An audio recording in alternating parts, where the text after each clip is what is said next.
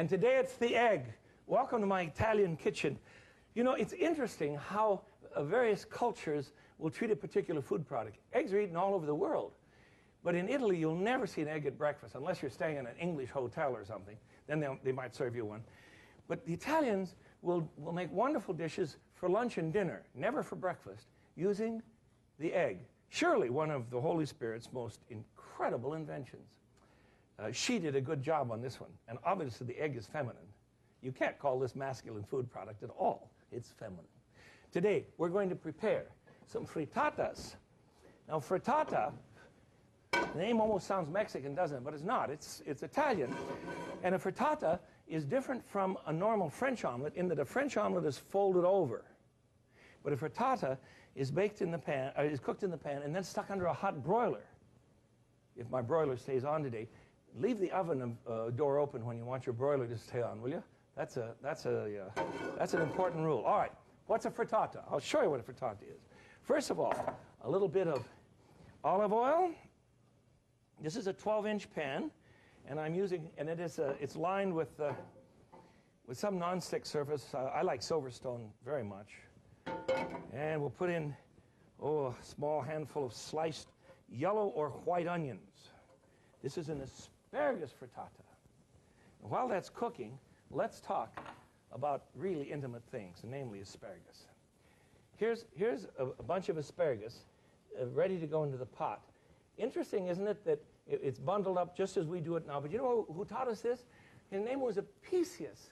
And during the 1st century, he was a very famous Roman cook, if indeed he did exist. Maybe the collection of recipes was brought together by a lot of characters and just put under his name. But anyhow, Apicius is given credit for this. He's the one who taught us to cook asparagus by putting the root down on the bottom of the pan and bringing the water halfway up so that the top is tenderly, just steamed beautifully and tenderly.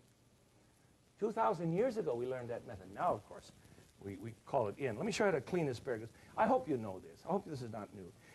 Hold the asparagus stem thusly, and you grab onto the white end or the bottom end, and then about halfway up in the green end, and just bend it until it tells you where it wants to break. You see? Now, this part is tender. The green part is tender. And the white part, this part, the bottom part, we throw out. Let me show you that again. Very simple. Hold on to it and let it break where it's going to break. And that's ready to go. The rest, you say, what, the frug throws it out? No, no, no, no. You save that and use it for soup stock. And it's just one. No, that's not a soup pot. You caught me. That's a wastebasket. I'm not making soup today. All right. Onions are about finished. You just want to saute them a bit. I have 6 eggs in a bowl. Now, normally, when I make a French omelet for it, you remember I suggest you add water, never milk. But for a frittata, because we want it to rise under a broiler, we don't add that at all. 6 eggs, handful of, 1/4 of a cup. Let's stop this handful talk. I'm sorry. 1/4 of a cup of freshly grated Parmesan Romano or Parmesan Reggiano cheese, a bit of pepper, and a bit of salt. Don't you hate ovens and stoves that talk to you? It just said something. I don't know what it said. I really don't listen much. I have a friend who has a car that talks to me. Drives me crazy. I get in the car and the car starts beefing at me. I haven't done this, I haven't done that. Listen, what's going on? All right, now I've blanched the asparagus. I better get that in there. I blanched the asparagus. I'm using about a cup or so. You notice, please, how green this asparagus is? You know why it's so beautifully green? Because I put a little bit of olive oil in the water when I was blanching the asparagus, and olive oil will help preserve the color. Now, 6 eggs, salt and pepper, a little bit of freshly grated cheese, and this should spread out beautifully. Well, everything should spread out beautifully, Smith. Let's see if we can get it to cooperate. Don't ever use metal in your good frying pans. This is an indestructible plastic or good wood. But I like this big, fat, wide thing. Gee, it works well. All right, you see it's beginning to set up on the edges? It's almost, I'm going to change it to another burner because I have another one I want to show you. And then Craig's going to come on and cook something that I just think is bizarre. But oh boy, is it good. All right, another frying pan. Can you have too many frying pans in your life? Oh, not for me. Same routine. Oops, I need 6 eggs. As you can see, the egg gremlin has come by and broken the eggs for me. While the pan heats, let's talk about cracking eggs. I know we sound really basic today, but often people will crack an egg on the side of a bowl, and watch what happens. Look, you're getting shell inside the egg when you crack it on a bowl. Don't do that. Please, crack it on the counter, thusly, so that you just, now then, I can break that easily, you see? So you don't, you don't get the shell inside the egg. All right, pan's hot, olive oil, there we go. Little olive oil and some onion again. This one is an herb and onion omelet, and I'm going to simply make the same sort of thing, omitting the asparagus and adding some herbs. Very simple. So let's get our eggs whipped up, 6 eggs, no water. Remember that, no milk. A little bit of cheese. Yes, you're all right. Whoops. Hey, it's ready. Look, look. You see, it's beginning to set up the omelet. You see, it's setting up just a little bit. It's not hard on the bottom. It's not brown. It's time. Put it under the broiler. Oh. You sure your broiler's on ahead of time? It's got to be good and hot so that the eggs will puff up immediately. You don't know why I'm laughing, do you? Well, try that once. You turn around and you realize your stove has shut itself off because you have the door shut. And the thermostat is such that if you have the broiler on and the door is shut, then it's going to shut itself off. So leave it open, just ajar like this, and then it'll keep broiling. Hope that makes sense to you. You knew that anyhow. So I hope you knew that. All right, I need some salt and pepper in my 6 eggs and a little bit of cheese. This one we're going to serve cold as an antipasto, you know, the snack before the meal. Terrific, all right. And I'm going to add to this some, let's see, let's try some, a little bit of parsley. This is strictly up to taste. A little bit of dill. And here's some fresh basil. Wow. This will be great, just great. Whip that up, and into the pan it goes.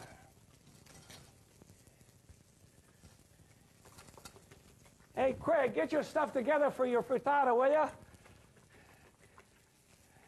You out fishing? Huh? I'm back. All right, all right. Here we go. I'll be with you in just a second here. Okay. Now, you see, do the same process. Set this up. Let this set up a bit. I'm going to give you some room. And let's check the broiler now and see what's happening. Ta-da! What's going on in there? Beauty, Wow, beauty, it's great. Beauty. It's a thing of beauty. I better take that out first so you can see what's going to happen. There we go. Thank you, Craig. I need some room. Eggs in Italy, not boiled, nothing like that sort of thing. I've never seen an Italian eat a hard-boiled egg. I don't think they know anything about it. I really don't. Okay. Oh boy, oh boy, oh boy, oh boy. Don't you love successes? Now, Wow, that looks look at that. Here we go. Excuse me, boss. Let me. beautiful. Whoops. I wanted it in the center of the plate. I didn't quite make it. All right. Now, how are we going to serve that? Can I have a wooden spatula, Craig? Thank you. We're going to serve it thusly. While it's hot, you're done. You can close up now. Thank you. While it's hot, we'll simply take out a wedge, you see, and put it on a plate.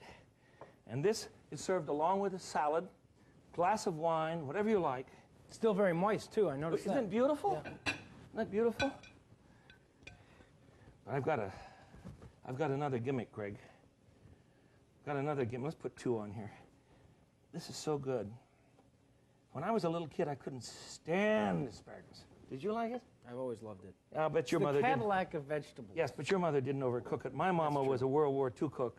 Bless her heart. She's gorgeous, gorgeous woman. But you know, you cook asparagus and it turns to, you know what I mean? That's just. I'm glad I don't know. Well, it's just foul. Let me put that out for you. Now, here's the secret for you. I need a dipper there. Will you hand me one? Thanks, friend. We made fonduta, or cheese sauce, from this wonderful cheese from Italy called fontina. This is a very rich, very soft, you see it, very wonderful cheese. And if you cook it with a little bit of milk and eggs and a little thickener, you come up with a sauce. Let me see if I can burn myself today properly, all right? Come up with a wonderful sauce. And there it is. Fonduta on asparagus frittata. Are we talking gorgeous? A little rich, a little rich. Oh, Craig, it'll kill you. What do you mean rich? It'll absolutely kill you. Is this still on? Yes. I'm going to put this under the broiler. And, Craig, I think I'm going to shut up for a minute. You're on, bub. Okay. Oh, let's do Pan's hot and you're ready. Spaghetti frittata. Please. What the heck? All right, let's start with in a 12-inch frying pan. This has to be non-stick because you don't want your pasta to stick in there. A couple of cloves of garlic chopped up. And throw in maybe half cup, 3/4 cup of tomato, chopped tomato, nice and ripe, and a little oil. You don't want to overcook this. You just want it to collapse down a little bit and the flavors will come together. We're going to throw some capers in there. If they're small ones, you don't have to chop them. I love capers. If they're large, chop them up. And of all things, sliced black olives. The person that taught us this recipe in Milan, who was from Naples, said that this is the closest thing we're going to find to a black Sicilian olive, so that's why we're using it. Just saute that real quickly.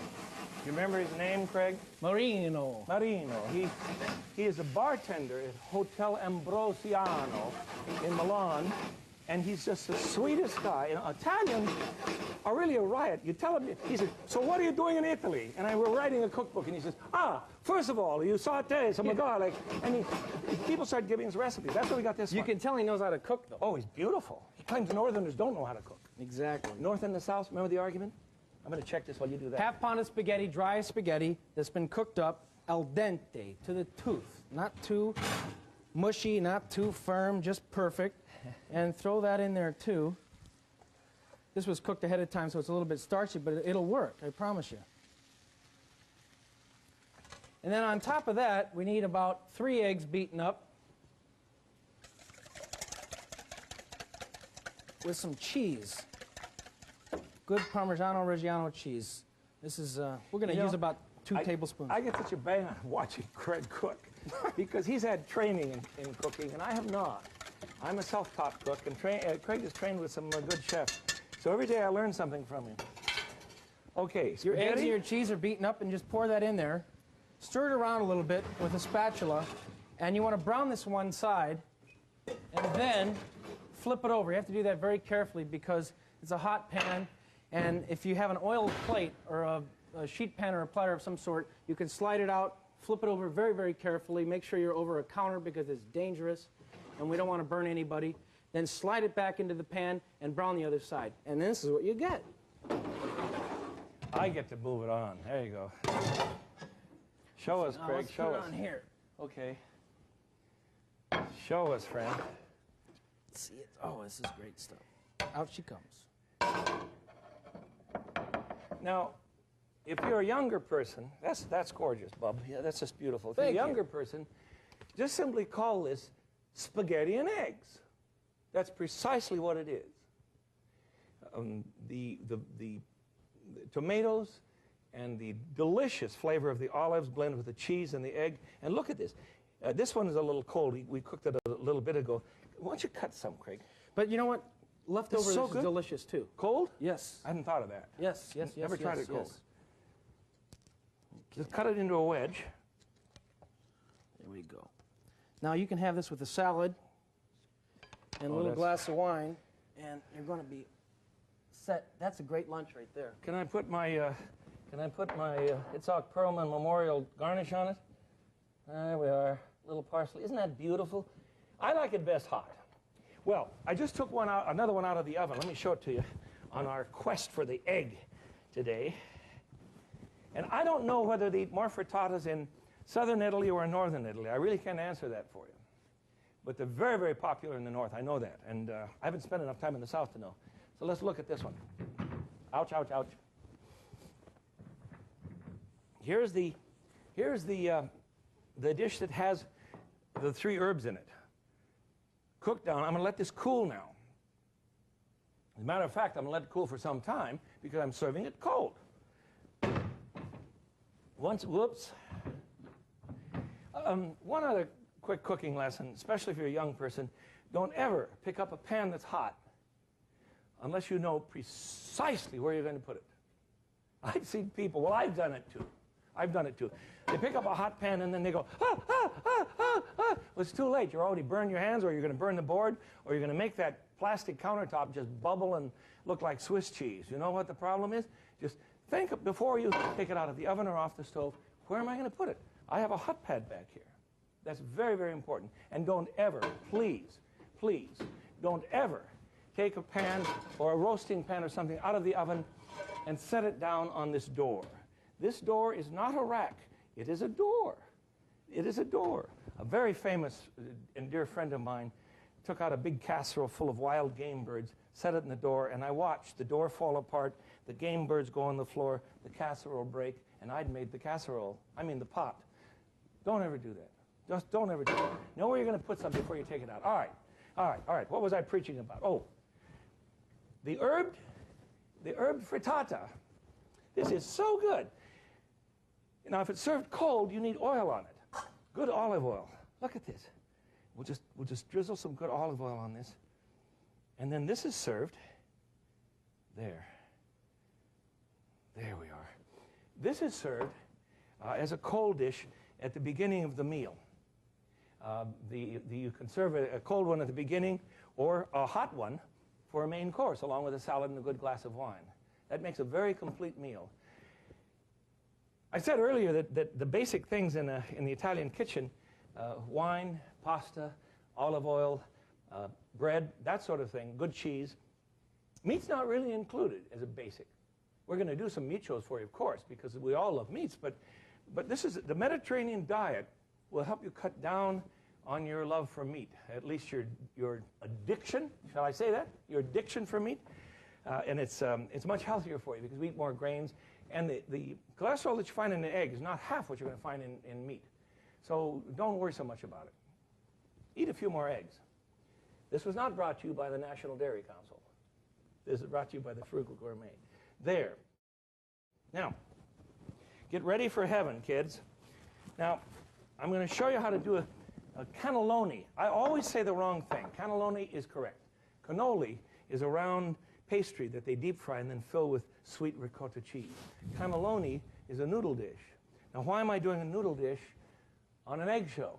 Well, because this is an egg crepe. And you see, I've made them ahead of time and cooked them only on one side.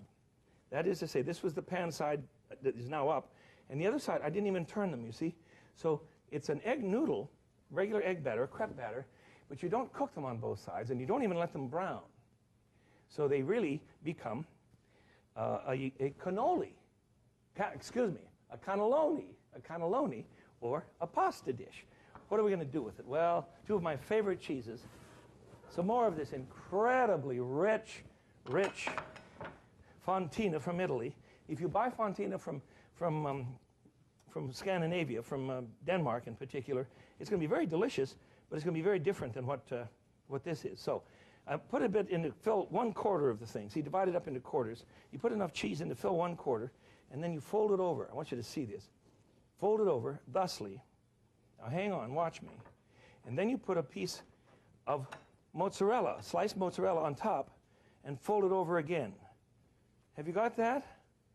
So you have, let me get this out of the way for you. So you have a sandwich that's folded into quarters. The fontina is in here, the mozzarella's on top, and then you fold it over. And you put this in a greased baking dish.